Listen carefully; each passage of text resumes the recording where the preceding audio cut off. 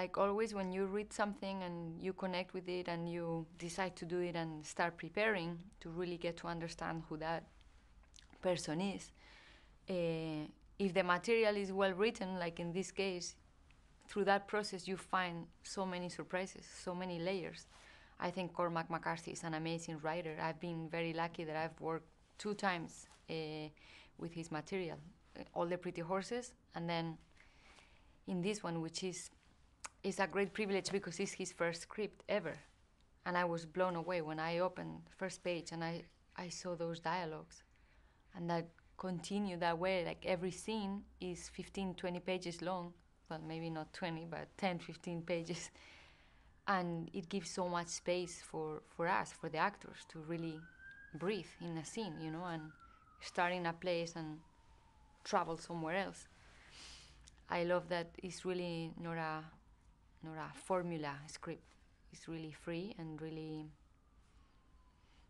There are not many like this. It's hard to find material like this.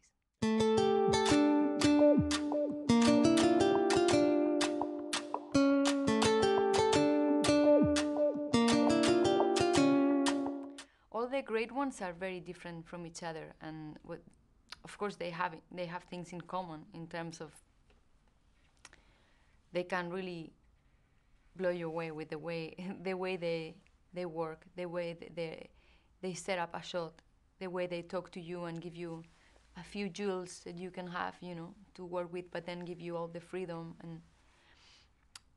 And with Ridley, I knew him before because I'm friends with his wife, and we hung out together a few times before, and we talked about making other projects together, but it didn't happen. And with this one, I was so excited to finally work with him, and I admire him so much. You know, he's done some masterpieces, and it's really great to see him get there in the morning and set up a shot, 4 or 5 cameras. It's like he has 100 eyes everywhere. He gets into the room, and it's really beautiful to see him work.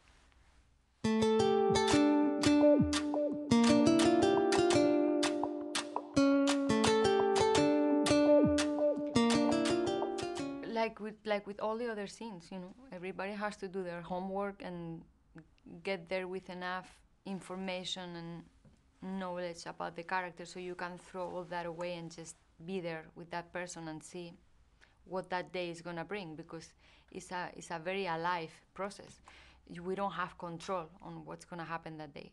That's why I feel like I try to study and get ready before as much as I can, and have as much time as possible preparing my character so that I can like break everything once I'm there and adapt to whatever happens, because things can go wrong. It can start raining and you might have to do it a different day.